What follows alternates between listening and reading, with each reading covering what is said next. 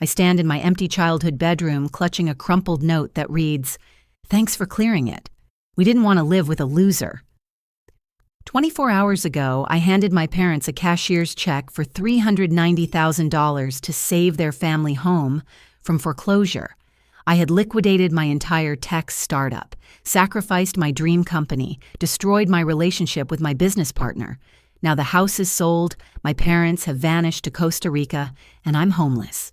But I'm smiling because they don't know what they actually sold. 3 weeks earlier, my phone rang at 11:37 on a Tuesday night. I was reviewing quarterly reports for TechFlow Solutions, my AI software company based in Austin, when Mom's panicked voice shattered my concentration like glass hitting concrete. "Catalina, sweetheart, I need to tell you something terrible." Dorothy's words came between choking sobs that made my stomach clench with dread. "We're losing the house. The bank is taking everything." I set down my coffee mug, watching steam curl into the office air as my world shifted beneath my feet. "What do you mean, losing the house?" "You said the mortgage was manageable when I called last month." I lied. The admission hung in the silence like smoke from a fire. "Your father." "Frank has been gambling. Not just the lottery tickets I told you about. Real gambling. The casino in Sacramento, online poker sites, sports betting, everything Catalina. He's lost everything we had." My hands trembled as I reached for a pen, needing something solid to grip. "How much are we talking about, Mom?" $390,000. Her voice cracked on each syllable. "The foreclosure notice came today. We have 48 hours before they take possession. Not months like I've been telling you. 48 hours. The number hit me like a physical blow. $390,000. My entire childhood flashed through my mind. Birthday parties in the backyard, Christmas mornings, under the oak tree helping Grandma plant roses along the front walkway.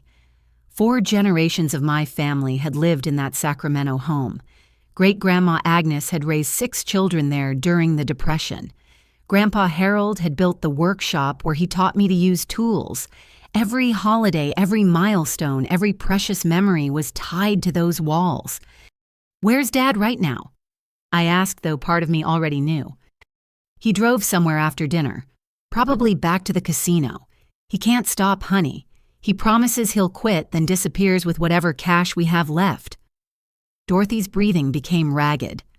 I found credit card bills hidden in his toolbox. Loans I never knew he took out. He's been forging my signature on documents. I closed my eyes, calculating rapidly. TechFlow Solutions was worth approximately $410,000 if I liquidated everything immediately. 5 years of 18-hour workdays, sleeping on the office couch, living on ramen noodles, and determination. My business partner, Sarah Martinez, had invested her life savings, and we were scheduled to meet with venture capitalists next week to secure $2 million in funding. "What about Jake? Can he help?" I asked, knowing the answer. "Your brother's deployed in Afghanistan. Even if he could send money, military pay wouldn't cover this amount." Mom's voice dropped to a whisper. "You're our only hope, Catalina. I know it's not fair to ask, but that house is our family's legacy. It's where you took your first steps, where Grandpa told you stories about his immigration from Mexico, where Grandma taught you her enchilada recipe." I stared at the financial projections on my computer screen, watching 5 years of dreams blur into numbers. Sarah and I had worked toward this moment since college, building algorithms that could revolutionize supply chain management. Our software could save companies millions in logistics costs. The venture capital meeting represented everything we'd sacrificed for. But the house represented who I was, where I came from, the foundation of my identity. "I'll figure something out," I heard myself saying.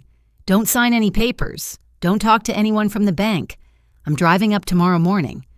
After I hung up, I sat in the darkness of my office, surrounded by the hum of servers and the weight of an impossible choice. Outside, Austin traffic moved like distant thunder, carrying other people toward their normal lives, while mine fractured into pieces I couldn't reassemble. Wednesday morning brought no clarity, only the harsh reality of numbers that refused to add up in any way that didn't destroy someone's future. I called Sarah at 6:45, catching her during her morning run along Lady Bird Lake. "We need to talk," I said without preamble. "About the presentation next week, I've been refining the market analysis slides." Sarah's voice carried the enthusiasm that had driven our partnership since graduate school at UT Austin. "The venture capitalists are going to love our customer retention data." "About liquidating the company." Silence stretched across the line, broken only by Sarah's footsteps slapping against pavement. When she spoke again, her voice had changed completely. "Liquidating Catalina, we're 7 days away from the biggest opportunity of our careers." I explained everything: Dad's gambling addiction, the foreclosure timeline, the $390,000 debt. Sarah listened without interrupting, but I could hear her breathing become more labored and not from running. "So you want to throw away 5 years of work because your parents made bad financial decisions?" The coldness in her voice made my chest tighten. "You want to destroy my investment, my future, my dreams because your father can't stay away from poker tables." "It's not that simple." "It's exactly that simple." Sarah's footsteps stopped entirely. "Your parents are adults who made choices. We're not responsible for fixing their mistakes, especially not by sacrificing everything we've built together." I walked to my apartment's small balcony, watching early morning commuters navigate downtown Austin traffic. Normal people with normal problems heading to normal jobs. The house isn't just property, Sarah. It's 4 generations of family history. And TechFlow isn't just a company. It's 5 years of 16-hour days, every weekend, sacrificed every vacation, skipped every relationship we didn't pursue because we were building this dream together. Sarah's voice cracked with emotion. "You're talking about abandoning our shared vision for parents who've been lying to you about their financial situation for months." The accusation stung because it held truth. Mom had been reassuring me about their finances for over a year, claiming everything was stable, while Dad apparently spiraled deeper into addiction. They'd manipulated me with false information, then sprung the crisis on me with a 48-hour deadline that eliminated any possibility of finding alternative solutions. "I can't let them lose the house," I said quietly. "Then you're choosing them over me, over us, over everything we've worked toward." Sarah's breathing had returned to normal, but her voice carried a finality that chilled me. "If you liquidate TechFlow without my consent, I'll sue you for breach of partnership agreement. I'll take our client list, our employees, our intellectual property. I'll make sure you never work in tech again." The threat hung between us like a blade. Sarah had every legal right to stop me. Our partnership agreement required unanimous consent for major financial decisions. She could tie up the liquidation process in court for months while the foreclosure deadline passed. "Sarah, please, I'll find a way to pay you back, with interest. I'll rebuild everything we've lost." "With what money? From what job you'll be starting over at 28 with no assets, no business, no references?" Sarah's voice softened slightly, carrying genuine sadness. "I understand you love your family, but they're asking you to commit financial suicide. That house represents your past. TechFlow represents our future." After the call ended, I sat on my balcony for 3 hours watching Austin wake up around me. Food trucks opened for breakfast. Crowds, office workers hurried toward glass buildings. Construction crews began their daily noise. Life continued normally for everyone except me. But every time I tried to imagine explaining to Mom that I'd chosen business over family, I saw Grandpa Harold's workshop, where he'd taught me that tools were just instruments. What mattered was building something meaningful with your hands and heart. The house wasn't just real estate. It was the foundation of every lesson that had shaped me into someone capable of building a successful company in the first place. By noon, I'd made my decision. Family comes first, even when family makes terrible choices. Liquidating a 5-year-old tech company in 36 hours requires the kind of desperate efficiency that leaves permanent scars on your professional reputation. I spent Wednesday afternoon calling every potential buyer in my contact list, explaining that TechFlow Solutions was available for immediate purchase at a significant discount. Marcus Stevens from Dallas Digital Systems arrived Thursday morning with a team of accountants and lawyers ready to strip my company like vultures cleaning bones. They offered $280,000 for our patents alone, knowing I had no negotiating leverage.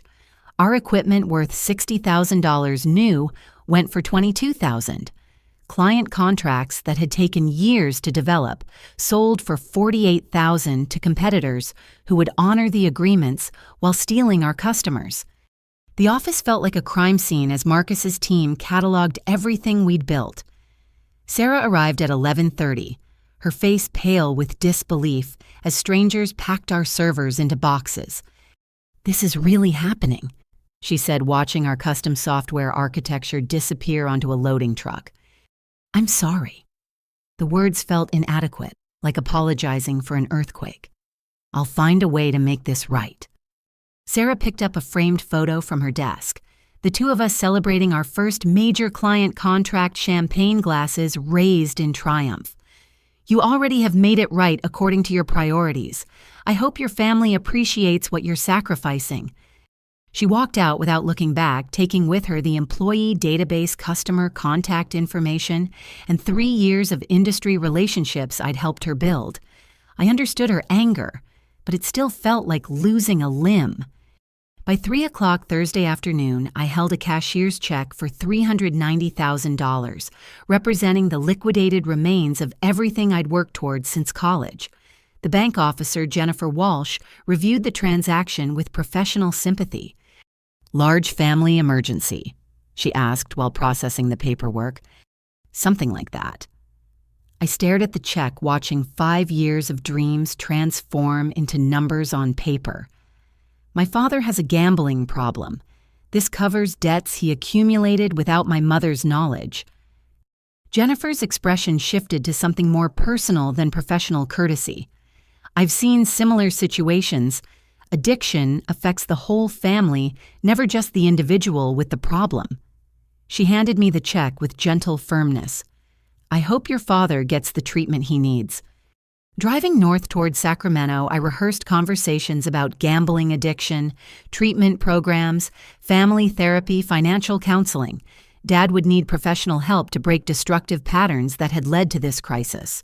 Mom would need support to process the betrayal and manipulation she'd endured. We'd rebuild together stronger than before, learning from mistakes that had nearly cost us everything. The check sat in my passenger seat like a weight representing not just money, but the complete upheaval of my carefully planned life. No business, no partnership, no professional prospects, no savings. Just family loyalty and hope that love could overcome the damage addiction had caused. But as Sacramento's skyline appeared in my windshield, I felt something unexpected. Relief. The decision was made, the sacrifice complete. Now we could focus on healing instead of choosing between competing loyalties.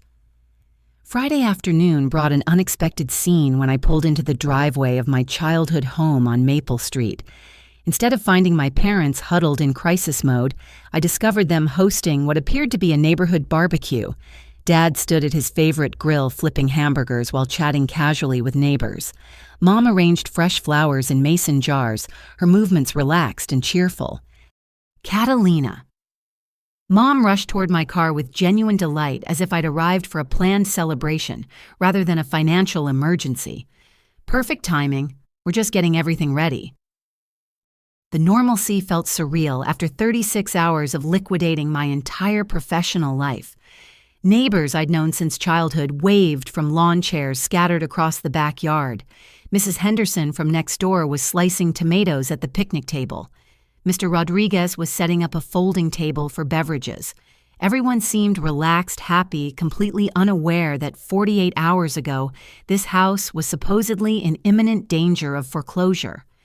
"How are you feeling about everything?" I asked Dad as he transferred burgers to a serving platter.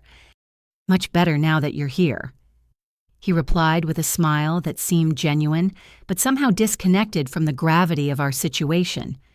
"Your mother and I have been talking about making some big changes, fresh starts, you know." I pulled the cashier's check from my purse hands, trembling slightly as I held it toward them. "This covers everything. $390,000. The house is safe." Mom gasped, pressing both hands to her chest as tears filled her eyes. Dad set down his spatula and pulled me into a fierce hug that smelled like barbecue smoke and aftershave. For a moment, surrounded by the familiar sounds of our neighborhood and the warmth of their gratitude, everything felt right. "We can't believe you did this for us," Dad whispered against my hair. "Sacrificing your business, your future. We don't deserve a daughter like you." "Family takes care of family," I replied, though something in his tone nagged at the edge of my consciousness. An odd formality, as if he were reciting lines from a script. "This calls for a celebration," Mom announced, wiping away tears. "Everyone gather around. Our daughter just saved our family home." The neighborhood crowd cheered and applauded as my parents shared the news. Mrs. Henderson hugged me tightly. Mr. Rodriguez shook my hand with solemn appreciation, and younger neighbors I barely remembered treated me like a returning hero. The attention felt overwhelming and somehow misplaced, as if I were receiving credit for something that shouldn't have been necessary in the first place. During dinner, as conversations flowed around the picnic table, I excused myself to use the bathroom inside the house.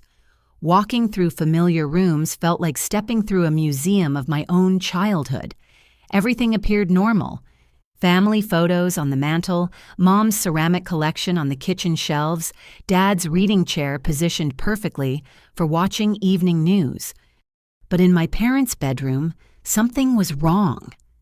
Grandma's antique jewelry box, which had sat on Mom's dresser for as long as I could remember, was missing. The empty space looked like a gap in a smile, obvious and jarring. I opened the dresser drawers, finding them unusually organized, as if someone had recently sorted through everything. Walking to the garage, I discovered more disturbing evidence. Grandpa's tool collection, which had hung on the back wall for decades, was mostly gone. Empty hooks and nail holes marked spaces where hammers, wrenches, and hand saws used to hang. The workbench looked bare, stripped of the small machines and gadgets that had cluttered its surface since my childhood. When I returned to the backyard, Mom was serving dessert while Dad entertained neighbors with stories from his construction days. I waited until we had a moment of relative privacy before asking the question that was forming like ice in my stomach. "Where's Grandma's jewelry box?" Mom's fork paused halfway to her mouth and she exchanged a quick glance with Dad. "Oh, that old thing. I took it to an antique appraiser. Just curious about its value, you know." "And Grandpa's tools?" "Cleaning out the garage," Dad said casually. "Some of those old tools were rusted beyond repair. Figured it was time to declutter." The explanations felt rehearsed, delivered too smoothly for people who had supposedly been in financial crisis 48 hours earlier. I wanted to push further, but neighbors were still present and confronting my parents publicly felt inappropriate after they'd just experienced such relief. But as the evening progressed and guests gradually departed, a growing unease settled in my chest. The family heirlooms weren't just sentimental objects. They represented connections to relatives who had built the foundation my parents were supposedly fighting to preserve. Selling them felt like dismantling the very history I'd sacrificed everything to protect. "Tomorrow we'll go to the bank together and make everything official," Dad said as we cleaned up the backyard. "Get all this debt cleared and start fresh." "Absolutely." Mom agreed, gathering empty plates with movements that seemed oddly energetic for someone who had been sobbing with desperation just days earlier. A completely fresh start. Something in their enthusiasm felt forced, like actors maintaining character past the end of a performance. But exhaustion from the past week's emotional roller coaster made it difficult to analyze my suspicions clearly. I decided to sleep in my childhood bedroom and address my concerns in the morning when we could talk privately without neighborhood witnesses. Saturday morning brought the kind of crisp October air that made Sacramento feel like home. but breakfast conversation shattered any remaining illusions about my parents' intentions. As I sat at the kitchen table where I'd eaten countless bowls of cereal before school, Mom casually mentioned something that made my coffee cup freeze halfway to my lips. "I've been practicing my Spanish with those language apps," she said while buttering toast. "Maria from my book club recommended this wonderful program for learning conversational phrases." Spanish. I set down my cup, focusing on her words with new attention. "For our move to Costa Rica," Dad chimed in from behind his newspaper. "Dorothy's been researching retirement communities down there. Beautiful weather year-round, low cost of living, excellent health care." The words hit me like cold water. Move to Costa Rica. Since when are you planning to move anywhere? Mom and Dad exchanged another of those quick glances that had been happening since my arrival. Mom's smile looked suddenly artificial, painted on like makeup over something she was trying to hide. "We've been discussing it for months, sweetheart," Mom said with forced lightness. "Even before this whole financial mess started. Frank and I aren't getting any younger, and we've always dreamed of living somewhere tropical for our retirement years." I pushed my chair back from the table, standing abruptly, as pieces of a puzzle I didn't want to solve began falling into place. "Months. You've been planning this move for months."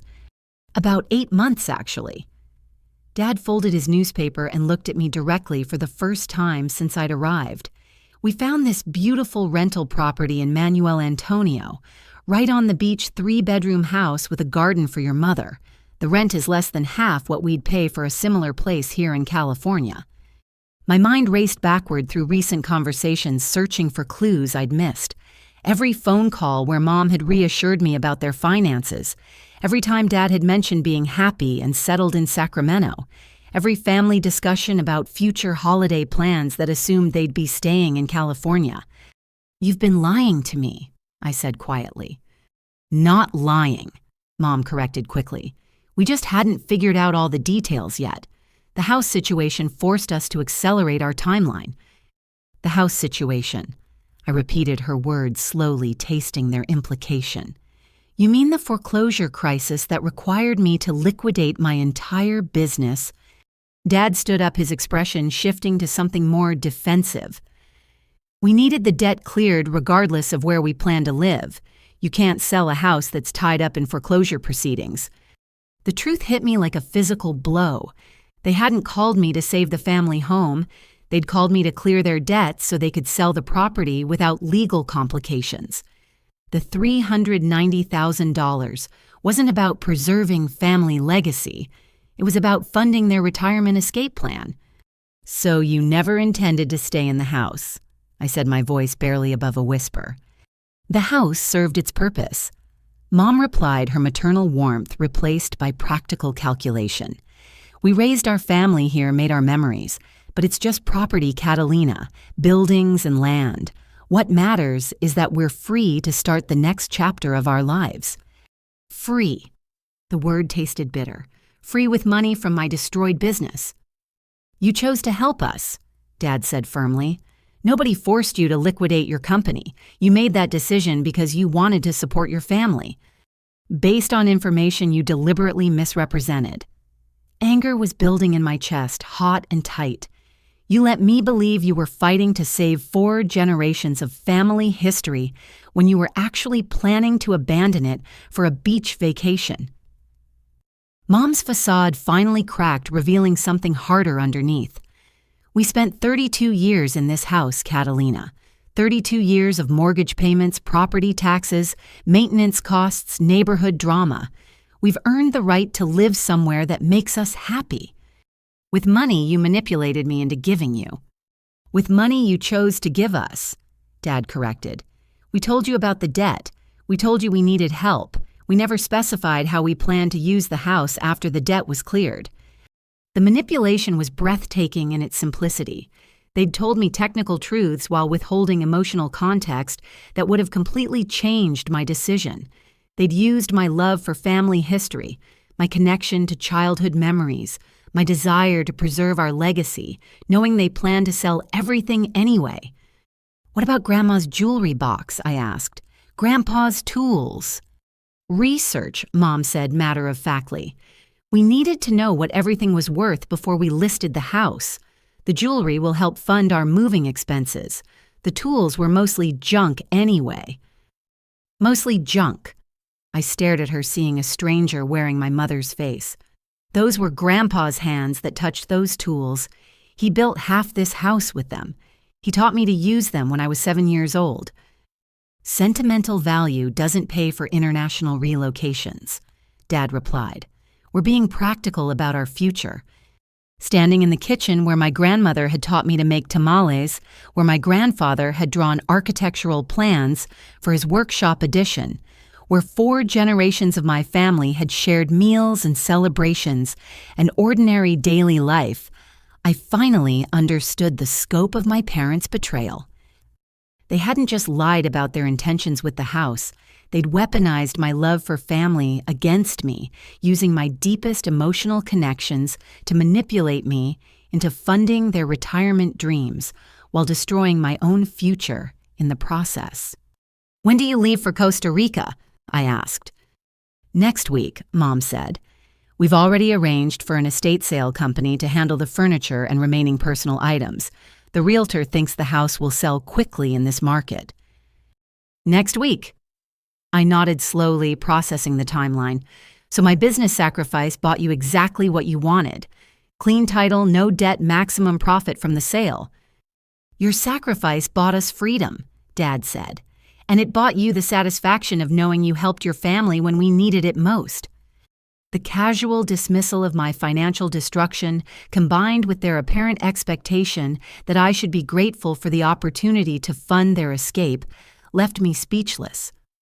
I walked to the window overlooking the backyard, staring at the oak tree where I'd learned to climb the flower beds, where Grandma had taught me about patience and nurturing the fence line, where Grandpa had shown me how to measure twice and cut once. Everything I'd sacrificed my future to preserve was about to be sold to strangers, while my parents sipped cocktails on a beach, funded by the wreckage of my professional dreams. I spent Saturday night in my childhood bedroom, surrounded by memories that felt like accusations.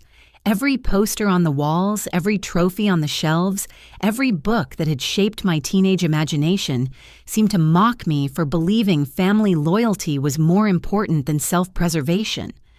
Sleep came in fragments, interrupted by plans I couldn't quite form and anger I couldn't quite process. Sunday morning arrived with the sound of hammering that jerked me awake at 7:15. I stumbled to the window, expecting to see Dad working on some household project, but instead discovered a real estate agent installing a for sale sign in our front yard.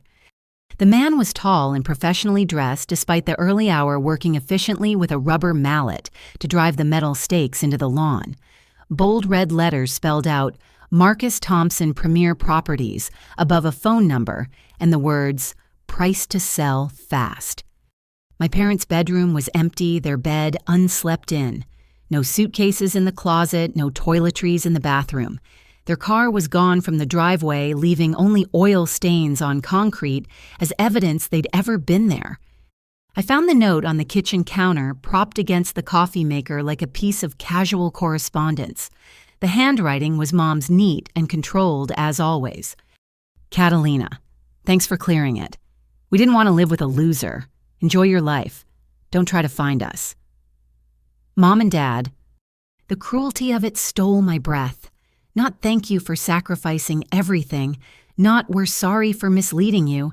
Not even we love you despite our poor choices. Just dismissal and insult delivered with the casual indifference of people discarding something they no longer found useful.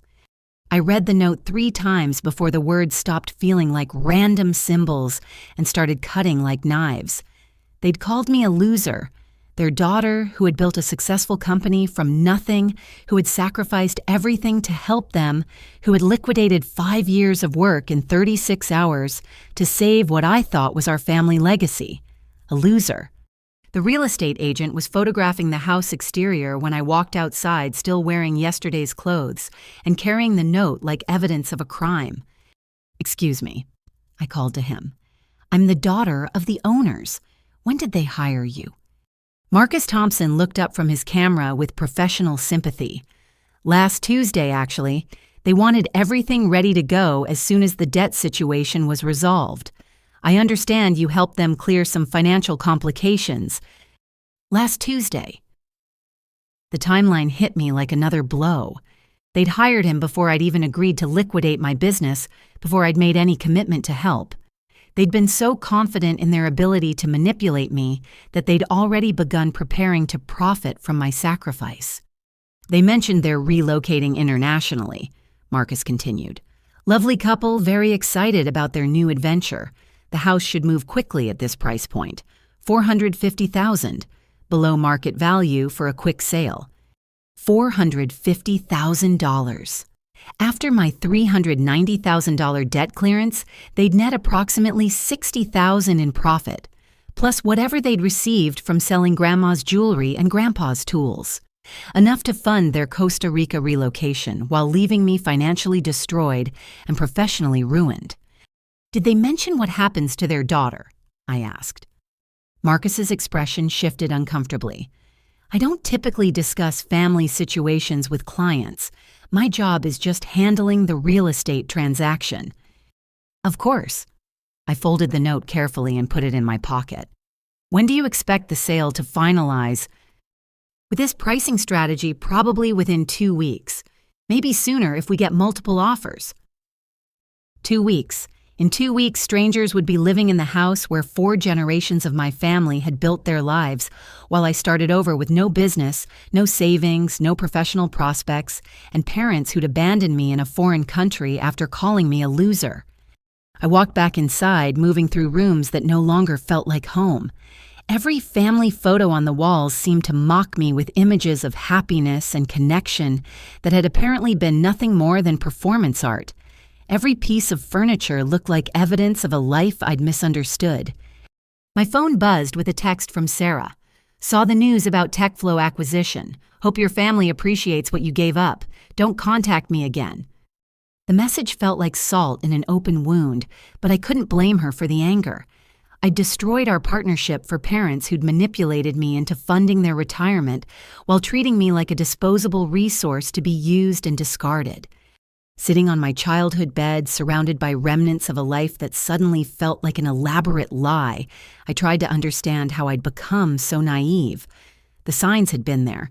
The secretive behavior, the inconsistent stories, the oddly relaxed demeanor during what should have been a financial crisis. I'd ignored red flags because I wanted to believe family loyalty was reciprocal. But as I stared at the for sale sign visible through my bedroom window, one thought kept circling through my mind like a persistent itch. Something about this situation still didn't make complete sense. The speed of their departure, the cruel note, the prearranged real estate listing. It all felt too calculated, too perfectly executed. Almost as if they'd done something like this before. Monday morning found me sitting in the Sacramento County Clerk's office, surrounded by the musty smell of old paper and the fluorescent hum of bureaucratic efficiency. I needed to understand the legal implications of my parents' house sale, partly to process my own situation, and partly because something about their confident departure nagged at my instincts. The elderly clerk, Patricia Hughes, had worked in property records for 37 years and moved with the deliberate precision of someone who'd seen every possible variation of human greed and stupidity. She pulled up the property files for Maple Street with practiced keystrokes. "What exactly are you looking for, dear?" Patricia asked while waiting for the computer to load. "Information about ownership and any recent transactions. My parents are selling the house, and I want to make sure everything is legitimate." Always wise to verify. Patricia's fingers moved across the keyboard with surprising speed. Property fraud is more common than people realize, especially involving family members. The screen populated with information, and Patricia's expression shifted from routine helpfulness to puzzled concentration. She clicked through several pages, cross-referenced documents, then looked at me with genuine concern. "This is very interesting," she said slowly. According to our records, your parents haven't been the legal owners of this property for 15 years. My stomach dropped like I'd missed a step going downstairs. What do you mean? The house was transferred to someone named Catalina Rodriguez in 2008 with a provision allowing the previous owners to maintain residence until certain conditions were met. Patricia turned the monitor toward me. Would that be you? I stared at the screen, reading my own name in legal documents I'd never seen before. Transfer of ownership executed by Harold Rodriguez on March 15, 2008. My grandfather's name. My name, dates, and signatures that made no sense in the context of everything I thought I knew about my family's situation. My grandfather died when I was 13, I said numbly. I never knew anything about inheriting property. According to this will, he left the house specifically to you, with provisions that your parents could live there until your 30th birthday, or until they voluntarily vacated the property, whichever came first. Patricia pulled up additional documents. There's also a clause stating you weren't to be informed of the inheritance until your 25th birthday. My 25th birthday was 3 years ago. Then your parents should have told you 3 years ago that you owned the property. Patricia's voice carried the weight of someone who'd witnessed similar family betrayals. Instead, it appears they've been using your property as collateral for loans they had no legal right to secure. The implications crashed over me like successive waves. The foreclosure proceedings were invalid because Frank and Dorothy weren't the legal owners. The debts they'd accumulated were secured against property they didn't possess. The $390,000 I'd paid was covering fraudulent loans taken against my own house. How is this legal? I asked. It's not legal. It's multiple felonies. Patricia began printing documents with grim efficiency. Mortgage fraud, identity theft, forgery, wire fraud. Your parents have been committing crimes against your property for years. I thought about all the times Dad had mentioned improving the house value with renovations, all the occasions when Mom had talked about our mortgage payments and building equity. They'd been stealing from me while making me feel grateful for their parental guidance about financial responsibility. What happens now? I asked. You contact an attorney immediately. You file criminal charges. You stop that house sale. Patricia handed me a thick stack of printed documents. This isn't a family dispute anymore. This is a criminal matter involving federal banking laws. Walking out of the county clerk's office, I felt like I was seeing my entire life through a different lens. My parents hadn't just betrayed my trust or manipulated my emotions. They'd been systematically stealing from me for years, using my own property to fund their lifestyle, while planning to disappear with the profits once they'd extracted everything possible. The note calling me a loser took on new meaning. They weren't just being cruel. They were covering their tracks, making sure I felt too humiliated and defeated to ask questions that might uncover their crimes. But as I sat in my car reviewing the property documents, one fact stood out like a beacon: I owned the house. Despite everything they'd done, despite all their fraud and manipulation, the property was legally mine, had been mine for 15 years without my knowledge. They'd stolen from me, lied to me, and abandoned me, but they'd also made a crucial mistake. They'd assumed I was too naive and trusting to investigate their betrayal. They were about to discover how wrong they'd been.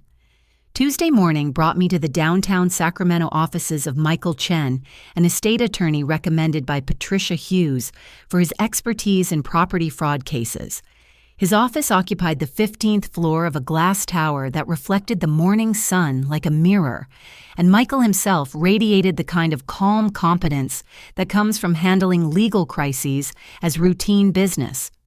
This is one of the most comprehensive fraud cases I've encountered involving family members, Michael said, after reviewing the property documents for 2 hours. Your parents didn't just commit isolated crimes. They executed a systematic theft operation spanning multiple years. He spread the paperwork across his conference table like evidence at a crime scene. Bank documents, mortgage applications, loan agreements, refinancing papers. all bearing my parents' signatures on property they'd never legally owned. Your grandfather was remarkably specific in his will, Michael continued. He wanted to ensure you inherited the family home, but recognized you needed time to mature before taking on property ownership responsibilities. The provision allowing your parents to live there was meant to provide stability during your education and early career years. Why didn't anyone tell me when I turned 25? Because telling you would have ended their fraud operation. Michael pointed to a series of loan documents dated after my 25th birthday. Look at these dates. They took out a second mortgage 6 months after you should have been informed about your ownership. They opened a home equity line of credit 10 months later. They knew their time was running out, so they accelerated their theft. The timeline painted a picture of escalating desperation and greed. As the deadline for revealing my ownership approached, my parents had extracted as much money as possible from property that wasn't theirs, apparently planning their Costa Rica escape well in advance. What about the gambling addiction story? I asked. Probably partially true, but not the whole picture. Michael pulled up financial records on his computer. Your father did lose significant money gambling, but he also used fraud proceeds to fund that gambling. He was stealing from your property to finance his addiction, then stealing more to cover his losses, creating a cycle that required increasingly sophisticated deception. And my mother knew. Dorothy's signature appears on most of these documents. Either she was complicit or she was also a victim of Frank's forgery. Michael's expression suggested he had strong suspicions about which scenario was accurate. However, her knowledge of the Costa Rica relocation plan indicates significant premeditation. The documents revealed a level of financial manipulation that went far beyond desperate parents asking their daughter for emergency help. This was organized crime involving identity theft, mortgage fraud, wire fraud, and conspiracy. They'd stolen my inheritance while manipulating me into feeling guilty about their manufactured crisis. Can we stop the house sale? Absolutely. You're the legal owner. You can halt any sale immediately. Michael reached for his phone. I'll contact the real estate agent today. We'll also need to file criminal charges against your parents for multiple federal crimes. What kind of sentences are we talking about? Wire fraud alone carries a maximum of 20 years in federal prison. Combined with identity theft, mortgage fraud, and the amounts involved, your parents are looking at potential sentences of 15 to 25 years each. Michael's voice carried no satisfaction in delivering this news. These are serious crimes with serious consequences. I stared out the window at Sacramento's downtown skyline, trying to process the magnitude of my parents' criminal behavior. They hadn't just betrayed family trust, they'd committed felonies that could result in them spending the rest of their lives in federal prison. There's something else you should know, Michael said carefully. I ran a preliminary background check on your parents' financial history. This isn't their first time committing fraud against family members. What do you mean? Property records show they inherited your father's mother's house in Stockton, 12 years ago sold it immediately, and never distributed the proceeds to Frank's siblings as required by the will. There are also irregularities involving your mother's father's estate that were never properly investigated.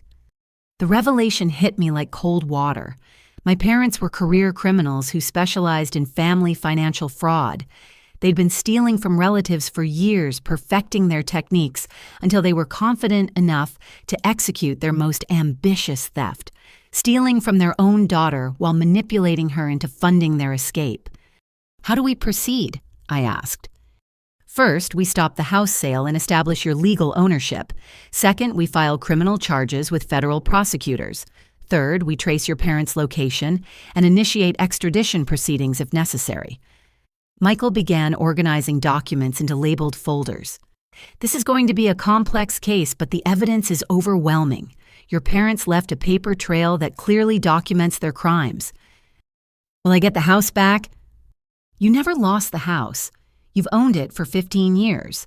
What we need to do is clear the fraudulent liens and restore your property to its rightful status. Michael smiled for the first time since I'd arrived. By the end of this week, You'll have clear title to property that's worth approximately $500,000 in today's market. Walking out of Michael's office, I felt like I'd been reborn into a completely different reality. I wasn't a naive daughter who'd been manipulated by desperate parents. I was a crime victim whose stolen inheritance was about to be restored through the legal system. My parents weren't unfortunate people who'd made bad choices. They were career criminals who'd finally stolen from the wrong victim. The note calling me a loser suddenly seemed prophetic, but not in the way they'd intended. They'd underestimated me completely, assuming I'd accept their abandonment and cruelty without investigating the inconsistencies in their story. They were about to learn that their biggest mistake wasn't committing crimes against their daughter. Their biggest mistake was assuming their daughter wouldn't fight back. Wednesday brought revelations that transformed my anger into cold, calculated determination for justice. Michael had connected me with Amanda Rodriguez, a financial crimes investigator who specialized in tracking assets hidden through fraud schemes, and her discoveries made my parents' betrayal even more comprehensive than I'd imagined. Your parents didn't just commit mortgage fraud against your property, Amanda explained during our morning meeting in her downtown office. They've been systematically destroying your financial identity for years. She spread out credit reports, loan applications, and banking documents across her desk like a roadmap of identity theft. My social security number appeared on accounts I'd never opened credit cards, I'd never applied for business loans I'd never signed. 17 credit cards in your name, all maxed out. 3 business loans totaling $120,000. A car loan for a vehicle you've never owned. They've been using your identity to fund their lifestyle while destroying your credit score. Amanda's voice carried professional outrage. Your current credit score is 412. It should be close to 800 based on your actual financial history. The numbers felt like physical blows. 412. That credit score would prevent me from renting an apartment, getting a car loan, opening a bank account, or establishing utility services in my own name. My parents had systematically demolished my financial future while positioning themselves for comfortable retirement. How long has this been going on? Based on the account opening dates, approximately 6 years.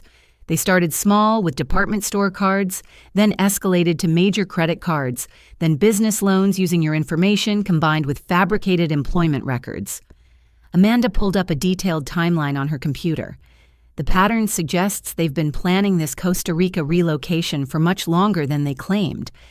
Michael arrived with additional legal documents that painted an even darker picture. I've been coordinating with federal prosecutors, and they're treating this as organized financial crime rather than simple family dispute. The amounts involved and the sophistication of the fraud operation qualify for federal charges under multiple statutes.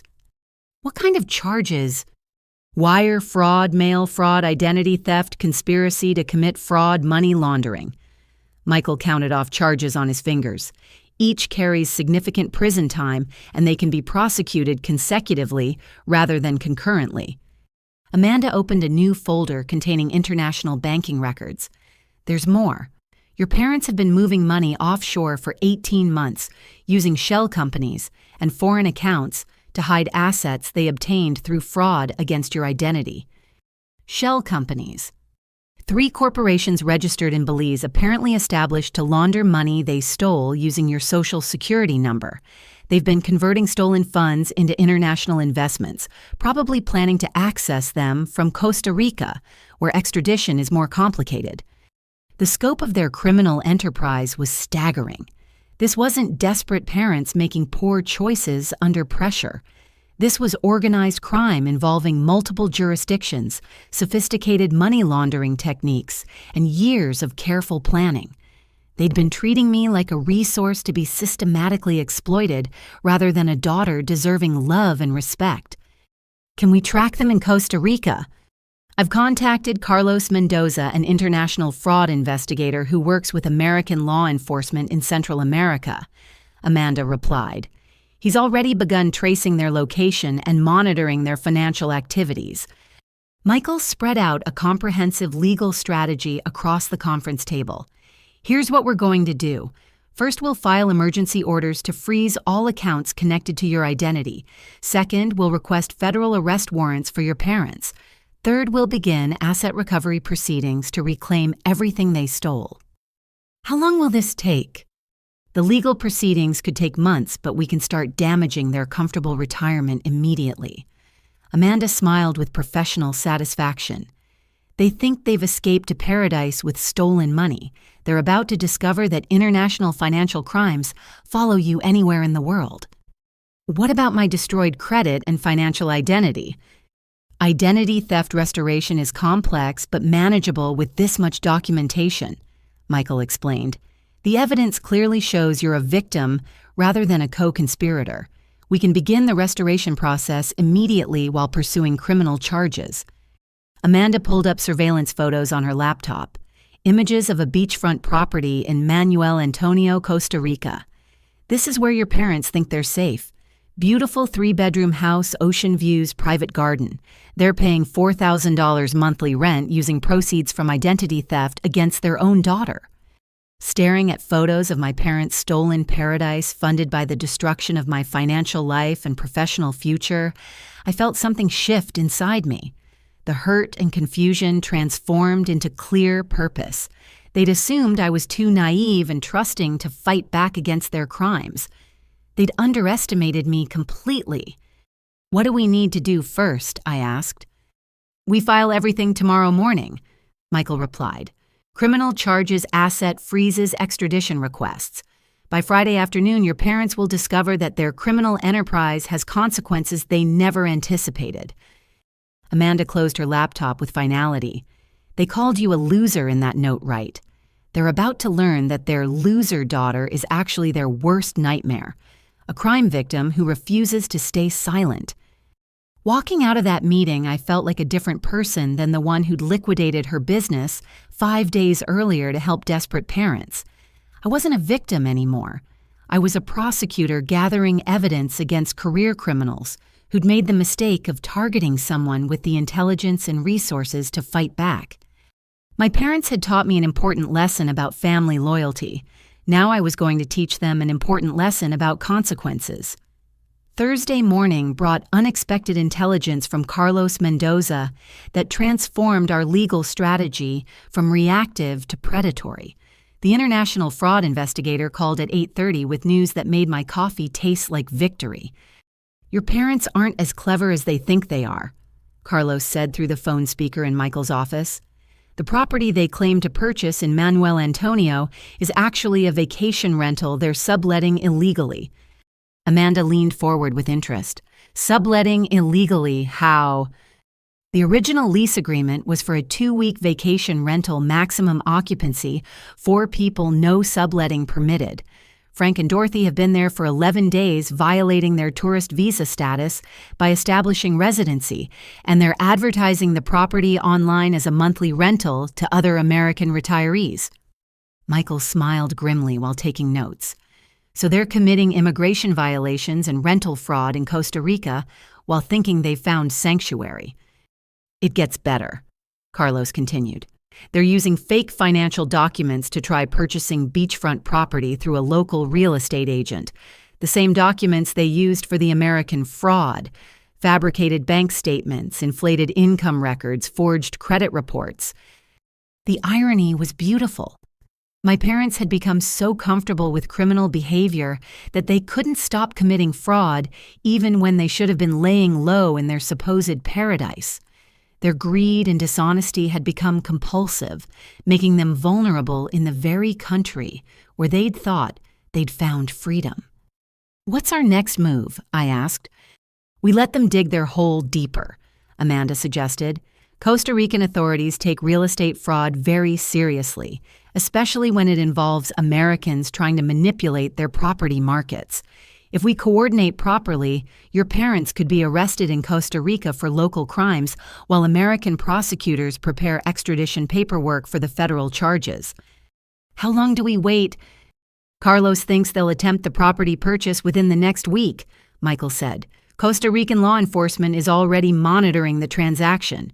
When they present fraudulent financial documents during the closing, local police will arrest them immediately. Meanwhile, we proceed with the American charges, Amanda added. Federal prosecutors are filing the criminal indictments today. By the time your parents are arrested in Costa Rica, they'll also be facing extradition to the United States for multiple felonies. Carlos provided additional details that revealed the extent of their continued criminal behavior. They've been approaching other American retirees in the Manuel Antonio area, offering to help them navigate Costa Rican real estate purchases using their expertise in international property transactions. They're essentially running confidence games against fellow Americans while hiding from American law enforcement. The pattern was consistent with everything I'd learned about their long-term criminal activities. Frank and Dorothy weren't capable of honest behavior even when honesty was essential for their survival. They'd become so addicted to fraud that they continued victimizing people even after executing their largest theft. "There's something else," Carlos said. "I've been monitoring their communications and they're planning to contact your brother Jake when he returns from deployment. They want him to wire money for what they're calling emergency expenses related to their Costa Rica relocation." My stomach clenched with protective anger. Jake was scheduled to return from Afghanistan in 6 weeks, expecting to find his family intact and his sister successful in her Austin business. Instead, he discovered that our parents were international fugitives who destroyed my life and were now planning to steal from his military savings. "We stopped that immediately," I said. "Already handled," Michael replied. "I've contacted military authorities to warn them about potential fraud attempts against your brother. They'll brief him on the situation when he arrives stateside." Amanda pulled up a comprehensive timeline of our legal strategy. "Here's how this plays out. Today, federal prosecutors file criminal charges. Tomorrow, we freeze all accounts connected to the identity theft. Monday, Costa Rican authorities arrest your parents for local fraud charges. Tuesday, American prosecutors request extradition. By Wednesday, Frank and Dorothy will be sitting in a Costa Rican jail cell, contemplating 20-year federal prison sentences. What about asset recovery?" "We'll recover everything," Michael said confidently. "The paper trail is so comprehensive that tracing stolen assets will be straightforward. Plus, Costa Rican authorities will freeze their local accounts as part of the criminal investigation." Carlos provided final intelligence that sealed the trap. "Your parents have been bragging to other Americans about how they handled their family situation in the United States. Frank specifically told someone that they got their daughter to pay off all their debts before disappearing. They're treating your victimization like a successful business transaction. The casual pride they took in destroying my life crystallized my determination for complete justice. They weren't remorseful about their crimes. They were celebrating them. The note calling me a loser reflected their genuine belief that they'd outsmarted me permanently. "When do we spring the trap?" I asked. "Everything activates simultaneously on Monday morning," Amanda replied. "Costa Rican arrests American indictments, asset freezes extradition paperwork. Your parents will wake up in paradise and go to sleep in a jail cell." "What should I expect afterward?"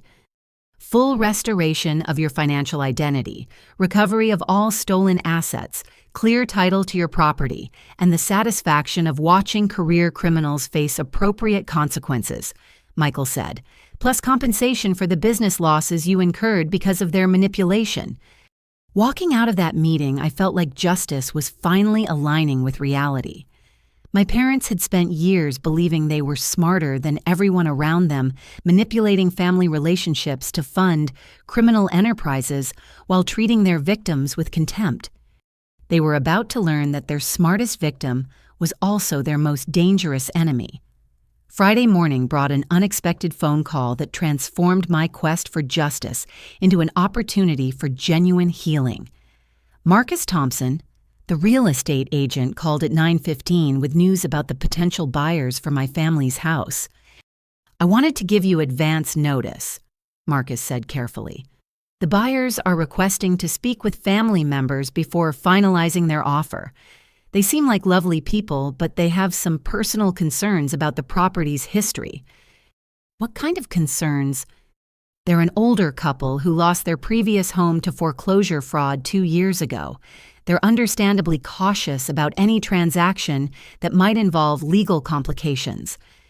An hour later, I sat across from Helen and Robert Martinez in Marcus's office conference room, looking into faces that reflected pain I recognized immediately. Helen was maybe 62 with silver hair and hands that trembled slightly when she spoke. Robert appeared a few years older, wearing the careful expression of someone who'd learned not to trust financial promises.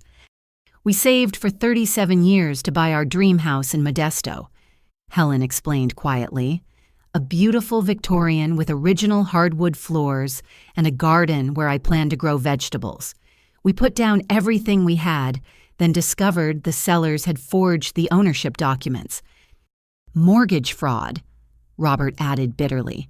"The real owners were overseas and had no idea their property was being sold illegally. We lost our entire life savings plus legal fees trying to recover our down payment." My chest tightened with empathy and irony. Here were genuine victims of exactly the type of fraud my parents had committed, now unknowingly trying to purchase property that was itself the center of a criminal case. "We can't afford to make another mistake," Helen continued. "This house represents our last chance to rebuild what we lost. If there are any legal problems, any complications with ownership, we need to know before we commit." I looked at Marcus, then back at Helen and Robert, feeling the weight of multiple people's dreams and disasters converging in one small conference room. These weren't investors or speculators. They were people who'd been victimized by criminals similar to my parents, now desperately hoping to rebuild their lives. "There are legal complications," I said slowly, "but not the kind you might expect." I explained everything. My grandfather's will, my parents' 15-year fraud operation, the identity theft, the criminal charges, the fact that I was the actual owner who'd never authorized any sale. Helen and Robert listened with expressions that shifted from fear to confusion to something approaching relief. "So the house isn't legally for sale?" Robert asked. "Not through my parents, no. They never had the right to sell property they didn't own." I paused, considering options I hadn't planned to explore. "But I do have the right to sell it if I choose to." "Would you consider selling to us?" Helen asked quietly. "We understand if you want to keep your family home, but we'd take excellent care of it. We know what it means to lose everything." Looking at their hopeful, cautious faces, I realized I had an opportunity to turn this property into a symbol of restoration rather than theft. My parents had stolen from me and planned to profit from their crimes, but I could ensure the house went to people who would genuinely treasure it, who understood the value of home and family. "What's your budget?" I asked. "We have $200,000 for a down payment," Robert replied. "We could qualify for a mortgage up to $400,000 total." "The house is worth at least $450,000 in current market," Marcus interjected professionally. "I'll sell it to you for $400,000, I said, watching their faces transform with disbelief and joy. No competition, no bidding war, no legal complications. Clean title, honest transaction people who'll actually live there and make it a home again. Helen began crying immediately. Robert reached across the table to shake my hand with trembling fingers. "Why would you do that for strangers?" "Because you're not strangers. You're people who understand what family and home really mean." I thought about my parents sipping cocktails on their stolen beach while planning to victimize my brother. This house deserves owners who'll honor what it represents. Marcus began pulling out purchase agreements and legal documents. "This is highly unusual, but if everyone's agreeable, we can structure a transaction that protects all parties and expedites the sale." "What about your parents?" Helen asked. "Won't they be upset about losing their sale?" "My parents are about to have much bigger problems than real estate transactions," I replied. "They'll be dealing with federal criminal charges for the next several years." Robert's expression shifted to concern. "Are you sure you want to sell? This was your childhood home." "My childhood home was built on lies and theft. What I want is to turn it into something honest and good again." I smiled at them both. Besides, I'll know exactly where to find you if I want to visit my grandfather's workshop. By noon, we'd signed preliminary agreements that would transfer ownership to Helen and Robert Martinez within 30 days. The $400,000 sale price would provide me with enough capital to rebuild my professional life, while ensuring the house went to people who would genuinely cherish it. "We'll send you photos of everything we do with the property," Helen promised as we prepared to leave. "The garden, any improvements, holiday celebrations. You'll always be welcome to visit." "I'd like that." I realized meaning it completely. My grandmother would have loved knowing her roses were being tended by people who understood their value. Walking out of Marcus's office, I felt something I hadn't experienced since this nightmare began: genuine happiness about a decision involving the house. My parents had tried to turn our family legacy into profit from crime. Instead, it was becoming a foundation for healing and hope for people who'd survived similar betrayal. The irony was perfect. Frank and Dorothy had assumed they could manipulate me into funding their escape, then abandon me with nothing. Instead, their crimes had led to my discovering stolen inheritance, while their intended profit was flowing to victims who deserved a second chance at happiness. Justice was starting to feel like restoration rather than revenge. Monday morning arrived with the precision of clockwork and the satisfaction of long-awaited justice. Carlos Mendoza called at 8:43 with news that made my coffee taste like vindication. "Your parents were arrested 2 hours ago at the offices of Coastal Properties International in Manuel Antonio," Carlos reported with professional satisfaction. They were in the middle of presenting fraudulent financial documents when Costa Rican authorities moved in. Michael Chen leaned forward in his office chair, taking notes while I listened on speaker. "What exactly happened?" Frank and Dorothy arrived for their property closing with fabricated bank statements showing $2 million in liquid assets, forged credit reports, and falsified employment verification letters. When the Costa Rican property agent attempted to verify the documents through international banking channels, everything collapsed immediately. Amanda Rodriguez, who'd been monitoring the situation remotely, joined our call from her office. The Costa Rican real estate agent had been working with our fraud investigation unit for 3 days. Everything was recorded: their lies about American assets, their claims about legitimate income sources, their attempts to manipulate Costa Rican property laws. "Where are they now?" I asked. "San Jose Federal Detention Facility," Carlos replied. "They'll remain there while American prosecutors prepare extradition paperwork. Costa Rica takes real estate fraud extremely seriously, especially when it involves Americans trying to manipulate their economy with false documentation." The irony was breathtaking. My parents had become so comfortable with criminal behavior that they couldn't resist committing new frauds, even when they should have been hiding quietly in their supposed paradise. Their greed and dishonesty had become so compulsive that they'd essentially arrested themselves. Michael pulled up the American criminal charges that had been filed simultaneously with the Costa Rican arrests.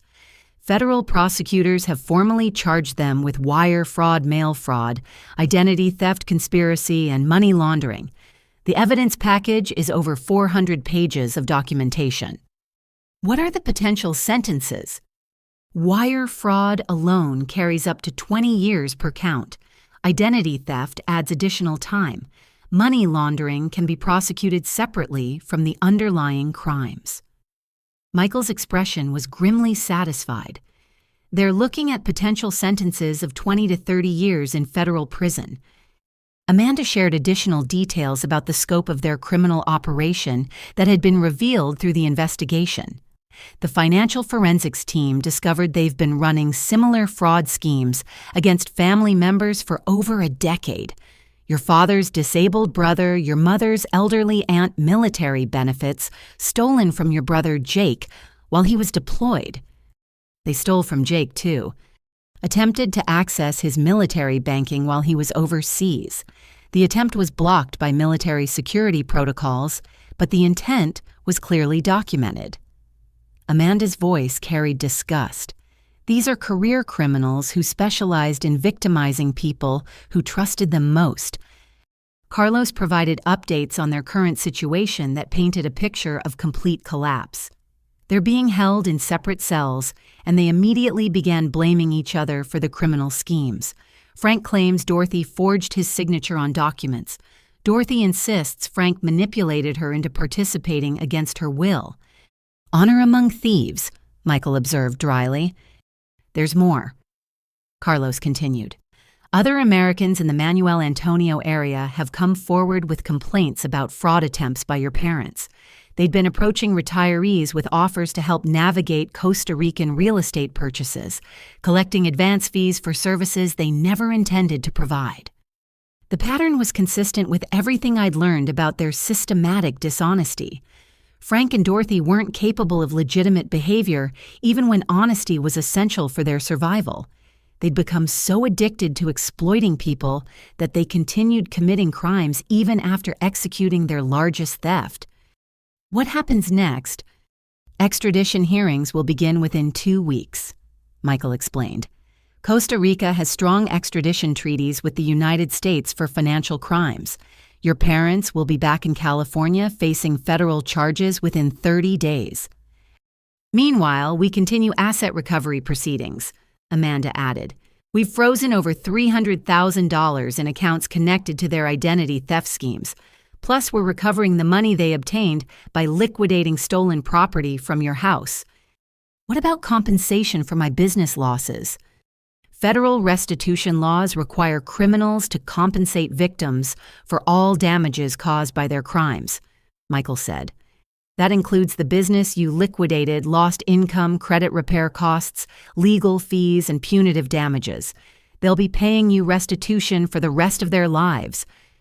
Carlos provided final details that completed the picture of their downfall. The Costa Rican media has picked up the story. American criminals arrested for real estate fraud is big news here. Their mugshots were in the San Jose newspaper this morning with the headline, Gringos Fraudulentos. Fraudulent Americans, Amanda translated with amusement. Their criminal enterprise has become international news. Sitting in Michael's office processing the scope of my parents' arrest and the comprehensive evidence against them, I felt something I hadn't expected: sadness mixed with relief. These weren't desperate people who'd made poor choices under pressure. They were career criminals whose downfall was inevitable once someone refused to accept victimization silently. How do you feel about all this? Michael asked gently. Like justice is finally happening, I replied honestly. They spent years believing they were smarter than everyone around them, manipulating family relationships to fund criminal enterprises. They called me a loser for trusting them, then underestimated my ability to fight back. What's your next priority? Rebuilding my life with the foundation they tried to steal, I said, and making sure this experience helps other people avoid similar victimization. Walking out of that meeting, I felt like a different person than the one who'd liquidated her business 2 weeks earlier to help desperate parents. I wasn't a victim anymore. I was a survivor who'd transformed personal betrayal into systematic justice, proving that family loyalty should never require accepting criminal behavior from people who claim to love you. My parents had taught me the most valuable lesson of my life. Trust must be earned through consistent actions, not demanded because of biological relationships. Tuesday morning brought an unexpected phone call that transformed my story of betrayal into a narrative of redemption. Sarah Martinez, my former business partner, called at 9:20 with words I'd never expected to hear again. Catalina, I owe you an enormous apology, Sarah said, her voice carrying genuine remorse. I've been following the news about your parents' arrests, and I finally understand what really happened to TechFlow. I sat in my temporary Sacramento apartment surrounded by legal documents and property papers, trying to process Sarah's change of heart. What do you mean? The venture capitalists called me yesterday. After they learned about your family's situation and the financial crimes you uncovered, they're even more interested in working with us than before. Sarah paused, gathering her thoughts. They said your willingness to sacrifice everything for family, combined with your ability to systematically expose complex fraud, demonstrates exactly the kind of character and problem-solving skills they want in business partners. The irony wasn't lost on me. Liquidating our company to help criminal parents had somehow made me more attractive to investors rather than destroying my professional credibility. They're offering $2.5 million in guaranteed funding to rebuild TechFlow, Sarah continued, plus legal support for your identity theft recovery business development resources and equity positions that would make us both financially secure within 2 years. Why are you telling me this? Because I was wrong about everything. I thought your parents were just irresponsible with money, and I accused you of enabling their poor choices. I didn't understand that you were actually a victim of systematic financial crimes. Sarah's voice strengthened with conviction. What you did wasn't naive family loyalty. It was incredible strength under circumstances that would have destroyed most people. I walked to my kitchen window looking out at the Sacramento skyline where my nightmare had begun 2 weeks earlier. What exactly are you proposing? Full partnership restoration, equal equity, shared decision-making, combined expertise. Sarah spoke with the enthusiasm that had originally drawn us together in graduate school. But this time, we're not building from scratch. We're building from survival experience that most entrepreneurs never acquire. The investors really want to work with someone who just liquidated her entire company. They want to work with someone who can handle crisis situations with grace under pressure, someone who can systematically investigate complex problems, someone who demonstrates loyalty and integrity even when it costs everything. Sarah laughed softly. Plus, your fraud investigation uncovered financial analysis skills that impressed them more than our original business plan. The prospect of rebuilding TechFlow felt surreal after everything that had happened. 2 weeks earlier, I destroyed our partnership to fund what I thought was family preservation. Now that sacrifice had somehow led to opportunities that exceeded our original dreams. There's something else, Sarah said. The legal team handling your identity theft recovery has offered to work with us on developing fraud detection software for family-based financial crimes. They think our AI algorithms could be adapted to identify the kinds of manipulation patterns your parents used. Turn my personal nightmare into a business opportunity. Turn your survival into a tool that helps other families avoid similar victimization, Sarah corrected. The attorneys estimate that family-based financial fraud affects over 200,000 Americans annually. Most victims never recover because they don't know how to fight back systematically. The idea resonated with something deep in my chest. My parents had victimized me using sophisticated manipulation techniques that they'd probably perfected through years of exploiting other family members. If our software could identify those patterns early, we could prevent other children from experiencing the betrayal and financial destruction I'd endured. What would the timeline look like? 6 months to rebuild our core platform, another 6 months to develop the fraud detection algorithms, then market launch with venture capital backing and legal industry partnerships. Sarah's excitement was infectious. We'd be creating technology that protects families while building a business that's financially sustainable and emotionally meaningful. And you're sure the investors are committed? They're more committed than before. Your story demonstrates problem-solving abilities they didn't know they were getting with our original partnership. Sarah paused thoughtfully. They said most entrepreneurs talk about overcoming obstacles, but you actually did it under circumstances that would have ended most people's careers. I thought about Helen and Robert Martinez, who would soon be living in my childhood home, tending my grandmother's roses while rebuilding their own lives after fraud victimization.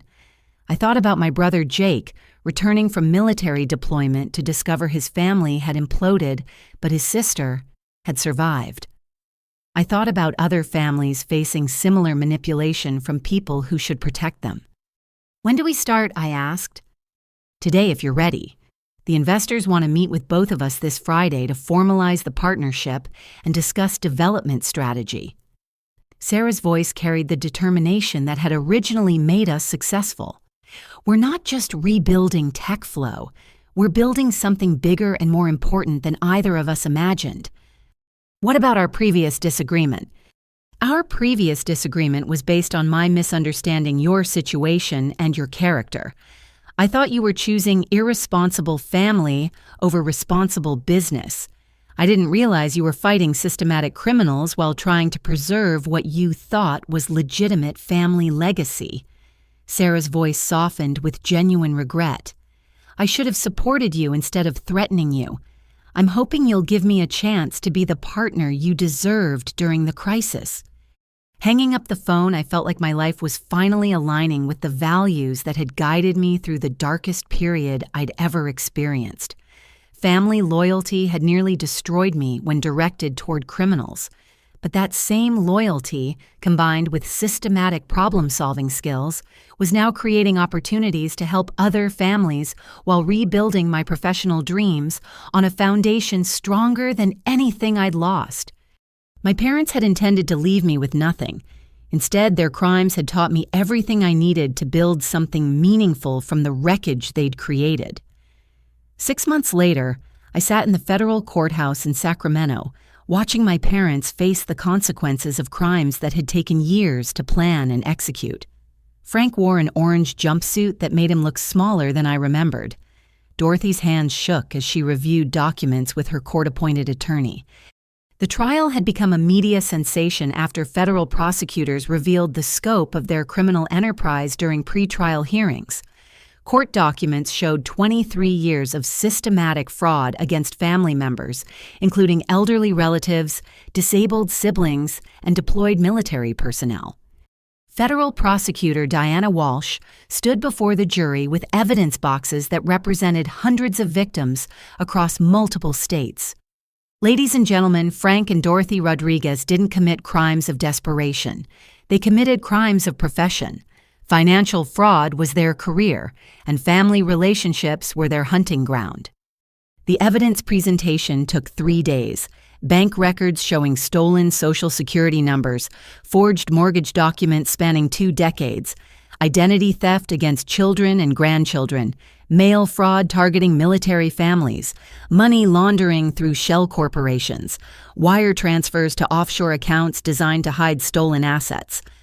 These defendants specialized in exploiting the people who trusted them most, Diana continued. They used family love as a weapon against their own relatives, manipulating emotions to cover systematic theft operations. The defense strategy quickly collapsed when Frank and Dorothy's attorneys accidentally revealed additional crimes while trying to minimize their client's culpability. During cross-examination, Dorothy's lawyer mentioned similar arrangements with other family properties, before realizing he'd just confirmed prosecution theories about long-term criminal patterns. Your Honor, Diana Walsh addressed the judge, defense counsel has just confirmed our allegations about systematic fraud operations spanning multiple decades and numerous victims. The courtroom drama intensified when Jake, my brother, testified about discovering attempted theft from his military accounts while he was deployed in Afghanistan. His voice carried the controlled anger of someone who'd trusted people, who'd tried to steal from him while he was fighting overseas. I was risking my life for my country while my own parents were stealing from my bank account, Jake told the jury. They used my military service as cover for financial crimes, knowing I couldn't monitor my accounts from a combat zone. But the most devastating testimony came from Frank's disabled brother Thomas, who revealed decades of financial manipulation that predated even my own victimization. Thomas, who lived on Social Security disability payments, had been systematically robbed by Frank and Dorothy for 15 years. They convinced me to sign papers I couldn't read properly because of my vision problems. Thomas testified through tears. They said the documents would help me manage my finances better. Instead, they were stealing my disability payments while making me feel grateful for their help. The jury listened with visible disgust as prosecutors presented evidence of similar manipulation against Dorothy's elderly Aunt Frank's recently deceased mother and multiple family members who'd trusted them with financial assistance during medical emergencies or family crises. These defendants didn't just commit individual crimes, Diana Walsh explained during closing arguments. They operated a criminal enterprise that specialized in family-based financial fraud. They perfected techniques for emotional manipulation that allowed them to steal from the people who loved them most. The defense attorneys attempted to portray Frank and Dorothy as victims of gambling addiction and poor financial decisions, but the evidence of systematic planning and sophisticated money laundering undermined any claims about impulsive behavior or desperation. Gambling addiction doesn't explain shell corporations in Belize, Diana observed. Desperation doesn't explain 23 years of forged documents. Poor financial decisions don't explain systematic identity theft against disabled relatives. When the verdicts were read, Frank was convicted on all 14 federal charges.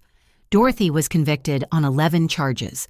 The jury had deliberated for less than 6 hours, spending most of that time reviewing evidence rather than debating guilt or innocence. Judge Patricia Hernandez scheduled sentencing for the following month, but provided preliminary guidance that chilled the defendants and satisfied the victims. The scope of these crimes, the vulnerability of the victims, and the defendants' complete lack of remorse warrant sentences at the upper end of federal guidelines. Frank Rodriguez, you are sentenced to 22 years in federal prison without possibility of parole. Dorothy Rodriguez, you are sentenced to 18 years in federal prison without possibility of parole. The judge continued with restitution orders that would follow them for the rest of their lives. Full compensation to all victims, including business losses, credit repair costs, legal fees, and punitive damages. The defendant's assets will be liquidated to begin immediate restitution payments. Walking out of the courthouse, I felt something I hadn't expected: peace, rather than satisfaction. Justice had been served, but more importantly, other families would be protected from similar victimization. The case had generated enough media attention to raise awareness about family-based financial fraud, and new legislation was already being proposed to strengthen protections for victims. Jake walked beside me, his military bearing softened by genuine relief. "Are you okay with how this ended?" "I'm okay with how this began," I replied. 2 years ago, I thought family loyalty meant accepting whatever treatment family members gave you. Now I know it means protecting the people you love from anyone who would harm them, even when the threat comes from within the family itself. What happens now? Now we build something better from what they tried to destroy. I looked back at the courthouse where my parents would spend the next 2 decades contemplating their choices. They taught us the most valuable lesson of our lives. Family should be about love and support, not manipulation and exploitation. The vindication was complete, but more importantly, the healing could finally begin.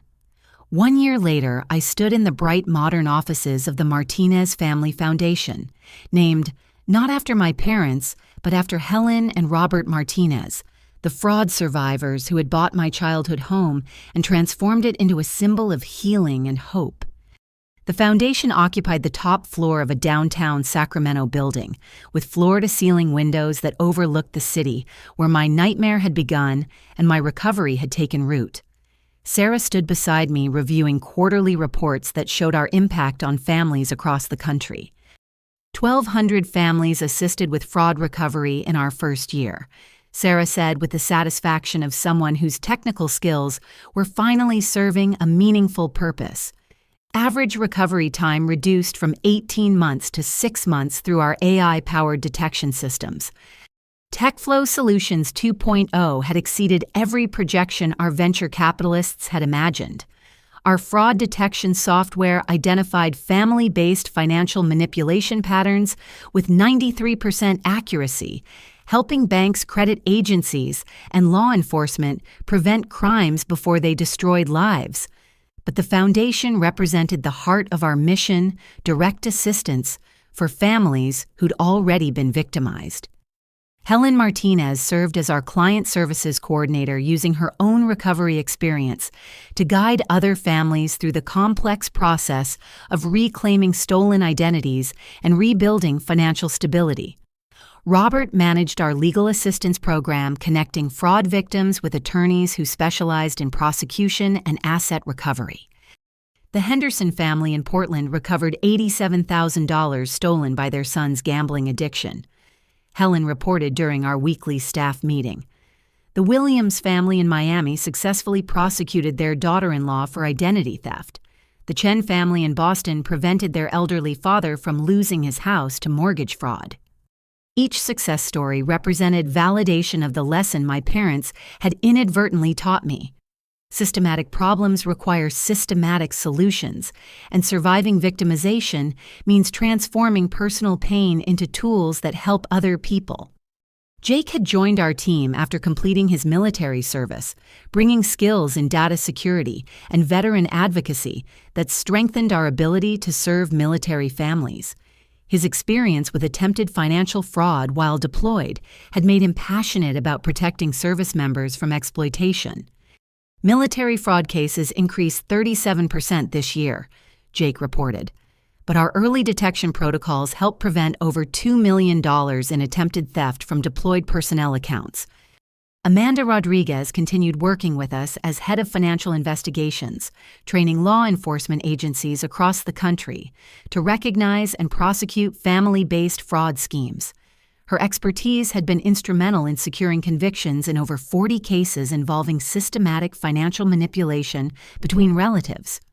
The Rodriguez case precedent has changed how federal prosecutors approach family fraud, Amanda explained. Courts are recognizing that emotional manipulation combined with financial theft represents organized crime, not family disputes. Michael Chen had become our general counsel, developing legal strategies that helped victims recover assets while ensuring criminals faced appropriate consequences. His work on restitution enforcement had recovered over $4 million for fraud survivors in our first year.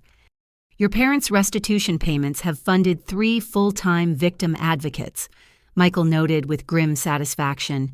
Their crimes continue generating resources to help the people they tried to destroy. The Foundation's motto, displayed prominently in our reception area, read, "When family fails, community heals." But our daily work proves something more profound. When victims refuse to stay silent, their courage creates protection for countless others. My computer chimed with a message from Carlos Mendoza in Costa Rica, who'd become our international fraud consultant. He regularly updated us on my parents' situation, partly for legal documentation and partly because their continued consequences validated our mission. Frank and Dorothy remain in federal prison, both scheduled for release in approximately 20 years.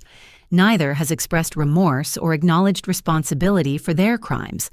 However, their case has become required study material for international law enforcement training programs. I thought about the note they'd left calling me a loser, and how completely wrong they'd been about who I was and who I would become. Their attempt to destroy me had instead taught me everything I needed to build something meaningful from the wreckage they'd created. The Foundation's success had attracted national attention, including invitations to testify before congressional committees, developing stronger protections for fraud victims. But the work that mattered most happened in individual conversations with families who'd survived betrayal and needed guidance for rebuilding their lives. We've proven that family-based financial fraud can be defeated through systematic detection, aggressive prosecution, and comprehensive victim support, Sarah observed as we reviewed our annual impact report. More importantly, we've shown that surviving victimization can become a foundation for protecting other people. Helen knocked on our office door, her face bright with the kind of excitement that indicated particularly good news. "Catalina, there's someone here who wants to thank you personally." In our reception area, I found a young woman, maybe 25 years old, accompanied by an older man who looked nervous but determined. They introduced themselves as Maria and Carlos Santos, a father and daughter from San Diego, whose family had been saved by our fraud detection algorithms. My father almost lost his construction business to mortgage fraud committed by my stepmother, Maria explained. Your software identified the forged documents before the bank processed the loan applications. We prevented $300,000 in theft because of your foundation's work. Carlos Santos shook my hand with the calloused grip of someone who built things with his tools and sweat. My daughter says you survived something similar to what almost happened to us. I wanted to thank you for turning your pain into protection for other families. These were the moments that justified everything real people whose lives were better, because I'd refused to accept victimization silently. My parents had intended to leave me with nothing. Instead, their crimes had taught me to build something that mattered more than anything I could have imagined. As I walked to my car that evening, I passed the house where Helen and Robert Martinez lived among my grandmother's roses. They'd invited me for dinner, continuing the tradition they'd established of including me in their family celebrations. The house had become what it was always meant to be, a place where people who understood the value of family created genuine love and support. My phone buzzed with a text from Jake. Dinner Sunday, I'm making Grandpa's enchilada recipe in my new apartment. My brother had found his own path to healing, creating traditions that honored our grandfather's memory while building relationships based on honesty rather than manipulation. We'd learned to be family for each other in ways our parents never understood. Driving home through Sacramento traffic, I reflected on the journey from financial destruction to meaningful purpose. 2 years earlier, I'd thought family loyalty meant accepting whatever treatment family members gave you. Now I understood it meant protecting the people you love from anyone who would harm them, even when the threat comes from within the family itself. My parents had taught me the most valuable lesson of my life: trust must be earned through consistent actions, not demanded because of biological relationships. More importantly, they'd shown me that surviving betrayal could become a foundation for building something beautiful and lasting. The Martinez Family Foundation would continue growing, helping families across the country recover from financial fraud, while building lives based on genuine love and mutual respect. Every family we helped represented proof that criminal manipulation could be defeated by systematic resistance and community support. In the end, my parents' note calling me a loser had been prophetic, but not in the way they'd intended. I'd lost their false version of family, but gained the ability to build something authentic and meaningful from their betrayal. Sometimes the best revenge is living so well that your enemy's attempts to destroy you become the foundation for your greatest success. Have you ever experienced betrayal from someone you trusted completely? How did you find the strength to rebuild when the people closest to you turned out to be the ones causing the most damage? I'd love to hear your thoughts in the comments below. Your story might help someone else who's facing similar challenges. If this story resonated with you, please hit the like button and subscribe for more true stories about overcoming family betrayal and financial manipulation. Share this video with anyone who might benefit from understanding how systematic fraud works and how victims can fight back effectively. Thank you for taking this journey with me. Remember that surviving betrayal isn't about becoming bitter or cynical. It's about learning to build genuine relationships based on trust that's earned rather than assumed. Until next time, take care of yourselves and the people who truly deserve your love and loyalty.